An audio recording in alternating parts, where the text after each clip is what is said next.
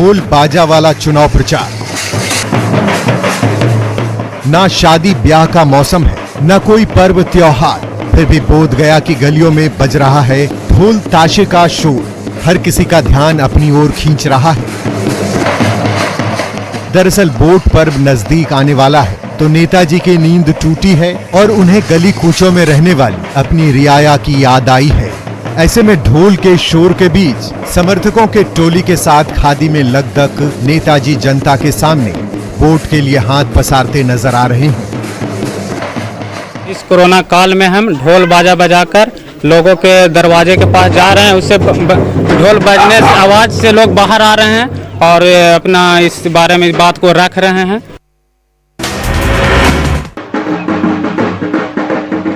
नंदी पर नेताजी।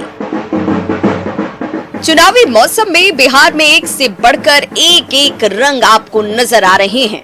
ढोल नगाड़े बज रहे हैं, समर्थकों का जय घोष हो रहा है और सजे धजे भैंस पर सवार नेताजी हाथ जोड़े आप तक चले आ रहे हैं। ये हैं पालीगंज के निर्दलीय उम्मीदवार रविंद्र प्रसाद। नामांकन दाखिल करने के बाद इन्होंने पालीगंज की जनता की तमाम उम्मीदों पर खरा उतरने का दावा किया है। पहली बार मुझे मौका ऐसा देती है तो पालीगंज में मैं पहला ऐसा व्यक्ति बनूंगा, इतिहास रचने का काम करूंगा। मैं पारदर्शिता एक ऐसा विधायक फंड बनाऊंगा जो जनता के बीच में वह दिखाई देगा। मैं जो भी काम करूंगा बिना जनता की अनुमति से एक पैसे खर्च नहीं करूंगा। बाइक पर वोट यात्रा। सीतामढ़ी में चुनाव की डुगडुगी बज चुकी है तो नेताजी भी बुलेट राजा बन गए हैं। बाइक पर फर्राटा भरते ये हैं रीगा के कांग्रेस विधायक अमित कुमार टुन्ना। इस बार अपनी सीट बचाने के लिए उन्हें काफी जोर आजमाइश करनी पड़ रही है। बुलेट पर सवार होकर नेताजी चल पड़े हैं रीगा की गलियों की खाक छानने, तो पीछे पीछे समर्थकों की टोली भी साथ हो ली है। कम समय में ज्यादा से ज्यादा लोगों से संपर्क करने का ये उनका अपना तरीका है।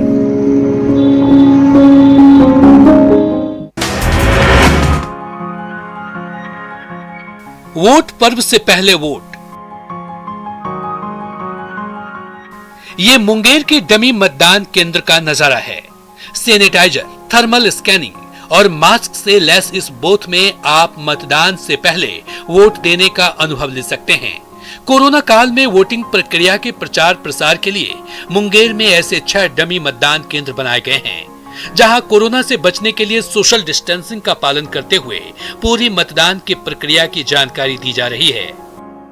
उदाहरण के रूप में हर जगह पर एक मॉडल बूथ बनाकर दिखाने का प्रयास कर रहे हैं। जैसे आप यहाँ देख सकते हैं, इसमें सभी बूथों पर एक हेल्प डेस्क रहेगा जहाँ पर हमारे स्वास्थ्य डिपार्टमेंट के लोग, ICDS डिपार्टमेंट के कर्मी रहेंगे जो वोटर्स का थर्मल स्कैनिंग करेंगे।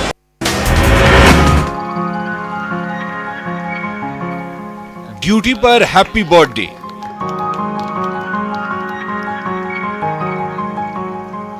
जिंदगी में कुछ ऐसे लम्हे भी आते हैं जिन्हें शायद ही भुलाया जा सकता है। ऐसा ही पलाया संग्रामपुर पुलिस की महिला कांस्टेबल आरती कुमारी के सामने। चुनाव के चलते छुट्टी नहीं मिलने पर वो जन्मदिन के दिन भी मुंगेर बाका सीमा पर संग्रामपुर चेकपोस्ट में ड्यूटी कर रही थी। तभी उन्हें ऐसा सरप्राइज मिला जिसे वो शायद ही भूल पाएं। संग्रामपुर पुलिस के जवानों ने मिलजुल कर कांस्टेबल आरती का न सिर्फ जन्मदिन मनाया बल्कि केक भी कटवाया।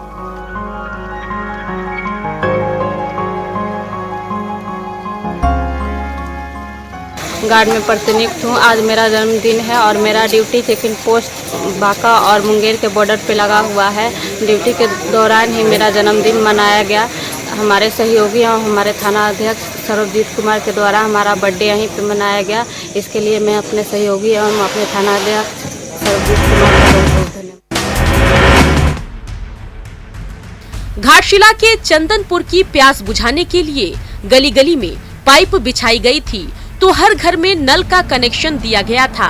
यही नहीं, 5 साल पहले 6 करोड़ रुपए की लागत से इस जल मीनार का निर्माण भी शुरू हुआ था, लेकिन पेयजल आपूर्ति विभाग की लापरवाही की वजह से आज ये पाइपलाइन उखड़ने लगी है। तो इस विशाल जल मीनार का निर्माण आज तक अधूरा पड़ा हुआ है, जबकि चंदनपुर के बाशिंदे बूंद बूंद पानी के लिए तरस रहे हैं। वाटर एटीएम से पानी कब? हजारीबाग के व्यस्तम गांधी मैदान में वाटर एटीएम की चकाचक गुमटी 6 महीने से यूं ही खड़ी है। इसकी दीवार पर स्वच्छ भारत से लेकर जल है तो कल है जैसे कई स्लोगन लिखे हुए हैं, लेकिन इस वाटर एटीएम ने आज तक एक बूंद पानी नहीं दिया है। आम लोगों तक सस्ती कीमत पर आरओ पानी पहुंचाने के लिए हजारीबाग के चौक चौराहों पर ऐसे 20 वाटर एटीएम लगाए गए थे, लेकिन इनमें से एक भी मशीन आज तक चालू नहीं हो सकी है। कोरोना काल में जो है ये रुक गया है। अभी जो पुरानी व्यवस्था थी, पुराने डीडीसी वगैरह थे, सभी चेंज हो गए हैं। अभी मैं इनफैक्ट आप देखिएगा कि डीडीसी कार्यालय में के सामने ही मैं खड़ा हूँ। हम लोग अभी उनसे बात ही करने जा रहे हैं कि इसको कैसे, उनका विचार है कैसे इसको हैंडल करेंगे और कैसे चालू करेंगे। खतरे में टीकू नदी का अस्तित्व। अतिक्रमण और बालू के अंधाधुंध दोहन ने लोहरदगा की कलकल करती टीकू नदी का ये हाल करके रख दिया। नदी की धारा आज गंदे नाले में तब्दील हो गई है और धीरे धीरे इसका अस्तित्व मिटने के कगार पर पहुंच गया है। कभी यही टीकू नदी लोहरदगा वासियों की जीवन रेखा हुआ करती थी और इसके पानी से सैकड़ों एकड़ खेत में फसल लहलहाया करती थी, लेकिन आज नदी की जीवनदायिनी धारा विलुप्त होने के कगार पर पहुंच गई है।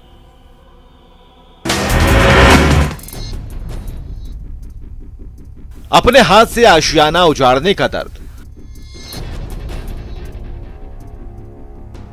मुजफ्फरपुर में बूढ़ी गंडक नदी तबाही मचाती हुई बह रही है।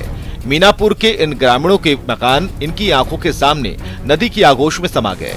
जो बचे खुचे घर हैं, वो भी बूढ़ी गंडक नदी के निशाने पर आ गए हैं। हालात इतने भयावह हो गए हैं कि आंखों के सामने तबाही का मंजर साफ नजर आता है। तो जिन हाथों ने कभी तिनका तिनका जोड़कर सपनों का घरौंदा तैयार किया था, वही हाथ आज अपने आशियाने की एक एक ईंट उखाड़ रहे हैं ताकि कहीं और ठिकाना बना सकें। नदी कटानी करता है सर, कटानी कर रहा है तो हम लोग घर तोड़ रहे हैं। हम लोग के किधर है ना साधन जाने के लिए जरूरत पर पन्नी टांग के है, कोई उपाय नहीं है, कोई सुनता नहीं है इधर का आदमी। प्रकृति विहार पार्क से तौबा। पाकुड़ का ये प्रकृति विहार पार्क कभी सैलानियों से गुलजार रहा करता था। इन झूलों पर झूलकर छोटे छोटे बच्चों की खुशी का ठिकाना नहीं होता, लेकिन प्रशासनिक अनदेखी और रखरखाव के अभाव में इस पार्क की रंगत ही गायब हो गई। अब चारों ओर गंदगी का साम्राज्य कायम है, तो आवारा मवेशियों ने इस खूबसूरत पार्क को अपना चारागाह बना लिया। ऐसे में आम लोगों ने भी प्रकृति विहार पार्क का रुख करना छोड़ दिया है। नमस्कार दर्शकों, तो अभी हम आ चुके हैं डॉलीवुड के सबसे बड़े अभिनेता जो कि अभी ड्रग के नाम पे बहुत आगे बढ़ चुके हैं। लॉकडाउन में इंटरटेनमेंट का डोज।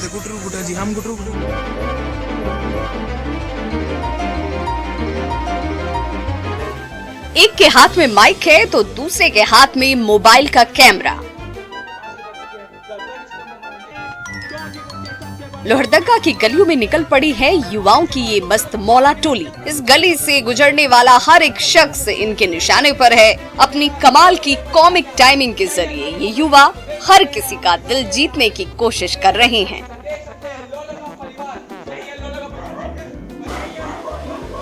तो इनकी गजब की पागलपंती हर किसी को हंसते हंसते लोटपोट भी कर रही है।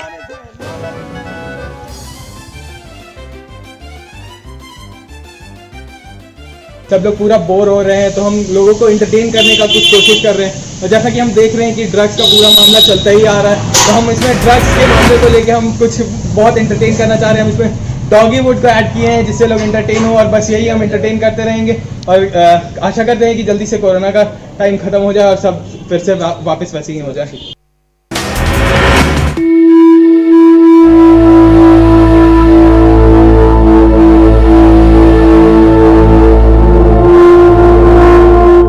रांची के हेतु गांव के मेहनतकश किसान अपनी मिट्टी में खूब खून पसीना बहा रहे हैं। मिट्टी की सौंधी खुशबू के बीच इन छोटी छोटी क्यारियों में ब्रोकली से लेकर टमाटर, गोभी और बंदा गोभी के पौधे लगे हुए हैं, तो इस तरफ किसानों की मेहनत के फल के रूप में हरी भरी सब्जी की फसल लहलहा उठी है। लेकिन जब बाजार में इन सब्जियों की आवक बढ़ जाती है तो किसानों को पूंजी निकालने में मुश्किल होती है।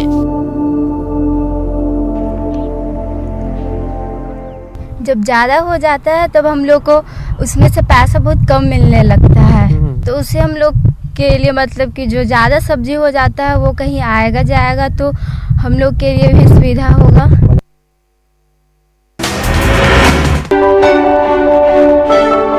अमरूद ने किया मालामाल। ये गुमला के बेलागड़ा गांव में किसान गोपाल गोप के अमरूद बागान का नजारा है। ये हरे भरे पेड़ अमरूद के स्वादिष्ट फलों से लदे हुए हैं। इन फलों को देखकर किसी का भी मन मचल उठेगा। कड़ी मेहनत की बदौलत इस मौसम में अमरूद के बागान में बम्पर पैदावार हुई है। ऐसे में खरीदारों का तांता लगा हुआ है और अमरूद की खेती ने गुमला के किसानों को मालामाल कर दिया है। इनका मेहनत को देखकर लगता है कि काफी मेहनत इन्होंने किया है। और अमरूद का जो इनका फसल है, आप मेरे हाथ में देख सकते हैं, बहुत ही पुष्ट फसल है। और हम लोग घाघरा से इनके यहाँ खरीदने के लिए आते हैं और यहाँ सब लोग खरीद के ले जाते हैं।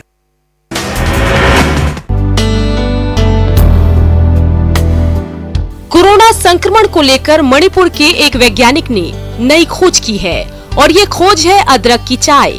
अमूमन हम लोग घरों में अदरक का प्रयोग चाय में करते रहे हैं और हल्दी के साथ अदरक कोरोना के खिलाफ अपनी इम्यूनिटी मजबूत करने के लिए सबसे गुणकारी पाया गया है।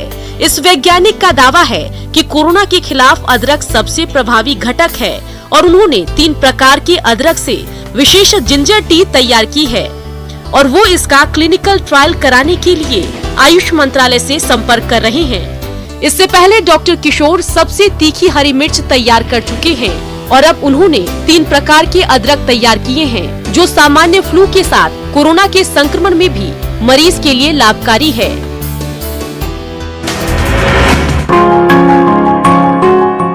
आस्था पर कोरोना की मार। सिवान में दुर्गा पूजा की चहल पहल पर कोरोना महामारी का साया साफ साफ दिख रहा है। नवरात्रि शुरू होने में कुछ ही दिन बचे हैं तो मूर्तिकारों को अब तक मूर्तियों के गिने चुने ऑर्डर ही मिले हैं, वो भी काफी कम बजट के हैं। ऐसे में ये मूर्तिकार भारी मन से इन मूर्तियों को रंग रूप देने में जुटे हुए हैं। एक समय था जब अनंत चतुर्दशी से पहले ही मूर्ति बनाने का दौर शुरू हो जाता था और उसकी कमाई से साल भर का गुजारा चलता था। लेकिन इस साल कोरोना के कहर से मूर्तिकारों के सामने भुखमरी की नौबत आ गई है। पहले दिखता था हम लोग का मूर्ति जो है कि दुर्गा जी का कम से कम 1 सेट 12,000 13,000, इस साल 3,000 4,000 5,000, इससे अधिक नहीं चल रहा है। अच्छा, आपका असम के गुवाहाटी में ब्रह्मपुत्र नदी में चलने वाली नाव सेवा को दोबारा शुरू कर दिया गया। बाढ़ की वजह से 29 सितंबर को नदी में नाव चलाने पर रोक लगा दी गई, जिसे करीब 1 हफ्ते बाद नदी में पानी कम होने पर बहाल कर दिया गया। नाव सेवा के शुरू होते ही वहां के लोगों की मुश्किलें कम हो गईं। अपनी अपनी मंजिल तक जाने के लिए टिकट खरीदने के लिए कुछ लोग एक नाव में सवार होते दिखाई दिए। कोई पीठ पर बस्ता लादे नाव पर सवार हुआ तो कुछ लोग 2 व्हीलर समेत उस पर सवार हो गए। पानी के रास्ते वो लोग अपने काम की जगह की तरफ बढ़ते दिखाई दिए। नदी के दूसरे छोर पर पहुंचने के बाद सभी लोग एक एक कर अपने सामान के साथ बाहर निकलते दिखे। इंदौर एयरपोर्ट पर पहुंचते ही अगर आपको मिकी माउस या सेंटा क्लॉज नजर आए तो चौंकिएगा नहीं। दरअसल कोरोना संकट काल में गलतियों को लेकर सुर्खियों में रहा इंदौर एयरपोर्ट अब हर तरीके से लोगों को जागरूक करने की कोशिश कर रहा है। इंदौर एयरपोर्ट पर पहुंचने वालों को अब famous cartoon character Mickey mouse के जरिए कोविड-19 से बचाव का संदेश दिया जा रहा है। हैंड सैनिटाइजेशन के साथ साथ मास्क लगाने की सीख और सोशल डिस्टेंसिंग के पालन की अपील भी की जा रही है। हवाई यात्रा करने वालों को भी इंदौर एयरपोर्ट की ये पहल खूब रास आ रही है। लोग मिकी और सेंटा से सैनिटाइजर लेने के साथ साथ बातचीत भी करते नजर आ रहे हैं। कोरोना को फैलने से रोकने के लिए रूस की राजधानी मॉस्को के एक मशहूर पार्क में लोगों को कॉफी पिलाने वाला रोबोट काम पर लगाया गया। लोग एक दूसरे से कम संपर्क में आए, इसलिए इस तरह की कॉन्टैक्टलेस सर्विस की शुरुआत की गई। और सामने आई तस्वीर में इंसान की जगह वो रोबोट लोगों की खिदमत में लगा नजर आया। उसने चंद मिनटों में ही कॉफी बनाकर लोगों को पिला दी, और कोई रेगुलर कॉफी नहीं बल्कि ग्राहक लाटे और कैपुचिनो जैसी अलग अलग कॉफी में अपनी पसंद चुन सकता है। और सिर्फ कॉफी भी नहीं, रोबोट मिल्क शेक भी बना सकता है। कुछ लोग तो उस रोबोट को कॉफी बनाता देखकर हैरान ही रह गए और उसकी तस्वीरें खींचने लगे। कॉफी पीने के लिए कॉफी बूथ के बाहर कार्ड स्कैन करने वाली मशीन लगी दिखी। लोगों ने अपने कार्ड से पेमेंट की और रोबोट ने तैयार कॉफी उन्हें पकड़ा दी। इससे हुआ ये कि अलग अलग लोगों ने कॉफी मशीन को हाथ ही नहीं लगाया, कैश का लेन देन भी नहीं हुआ और रोबोट भी एक कांच के केबिन के अंदर रहा, जिससे कोरोना के फैलने की गुंजाइश कम हो गई।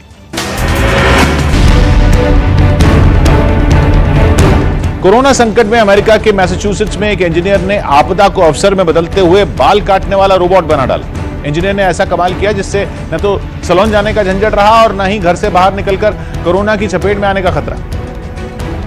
और कैंची थामे उसके बनाए रोबोट ने जैसे ही काम शुरू किया तो उसके हाथ किसी हेयर स्टाइलिस्ट की तरह चलते दिखे। हैरानी की बात यह है कि बाल काटने वाला रोबोट सिर्फ काम ही नहीं बल्कि मन बहलाने के लिए बातें भी कर सकता है, यानी आदमी को ऐसा लगे जैसे वो वाकई सैलून में किसी स्टाइलिस्ट से ही बाल कटवा रहा हो। So how about that weather? I don't know. I mean, I guess it's warm out.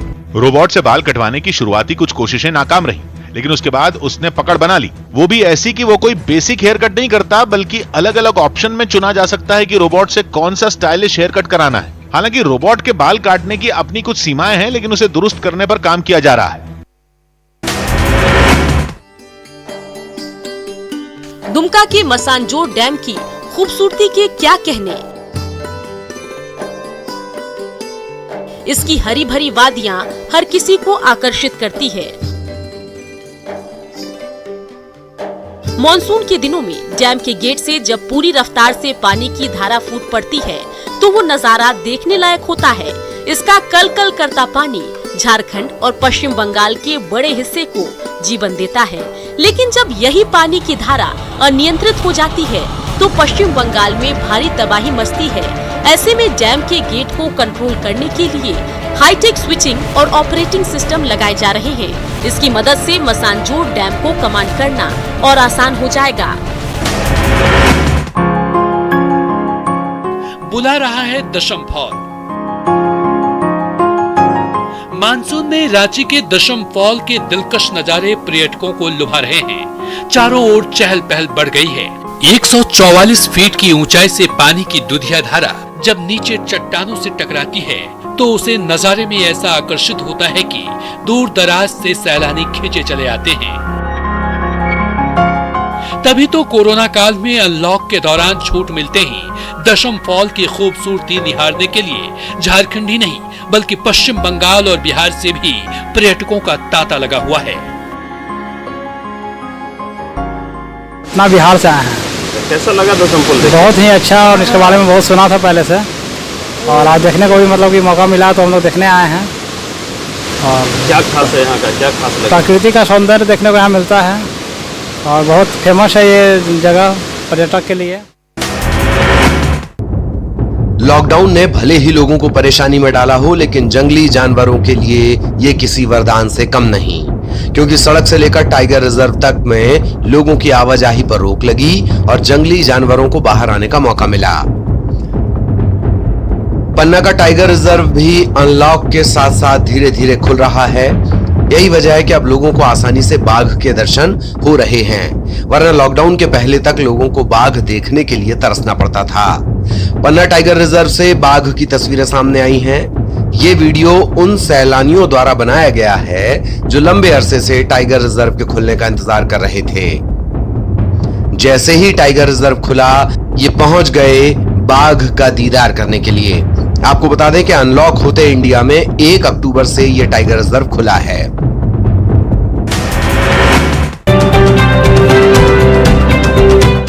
कहते हैं कि जब दिल में जज्बा हो और कुछ कर गुजरने की चाहत हो तो कामयाबी आपके कदम चूमती है। वाराणसी के नारायणपुर गांव के कुछ युवाओं ने अपनी किस्मत अपने हाथ लिखी है।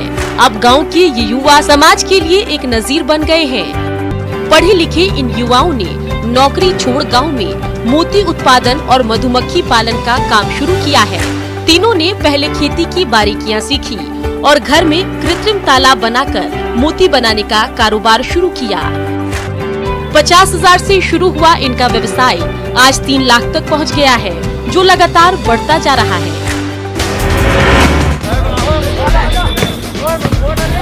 कई महीनों से लॉकडाउन के बाद अब धीरे धीरे घाटी में भी रौनक लौटने लगी है। जम्मू कश्मीर के पुंछ में यूथ सर्विसेज और स्पोर्ट्स डिपार्टमेंट ने अंडर 19 वॉलीबॉल टूर्नामेंट का आयोजन किया। इस टूर्नामेंट में सभी युवाओं ने बढ़ चढ़कर हिस्सा लिया। इस मौके पर पुलिस अधिकारी रमेश ने युवाओं की तारीफ की और कहा कि इस टूर्नामेंट से लोगों को कोरोना से बचाव के साथ साथ इन खेलों को जारी रखने का संदेश दिया जा रहा है। इस टूर्नामेंट में हिस्सा लेने के बाद सभी युवा खिलाड़ी बेहद खुश नजर आए और अब सभी स्पोर्ट्स में देश का नाम रोशन करना चाहते हैं।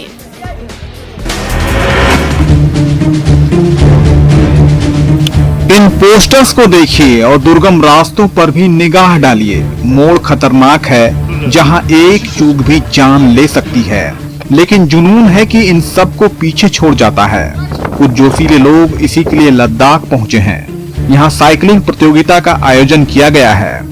पर्यटन विभाग की तरफ से आयोजित इस टूर्नामेंट के चलते आसपास के इलाके में काफी हलचल है। पिछले साल ही लद्दाख को केंद्र शासित प्रदेश बनाया गया था। इसके बाद यहाँ खेल की गतिविधियां बढ़ी है। पहाड़ की श्रृंखला होने के चलते यहाँ माउंटेन बाइकिंग का अच्छा चलन है। हालांकि अभी उतना पेशावर नहीं हुआ है। इस टूर्नामेंट में शामिल होने आए प्रतिभागी मानते हैं कि अगर इस पर ध्यान दिया जाए तो यहाँ पर्यटन की संभावनाएं और बढ़ेगी।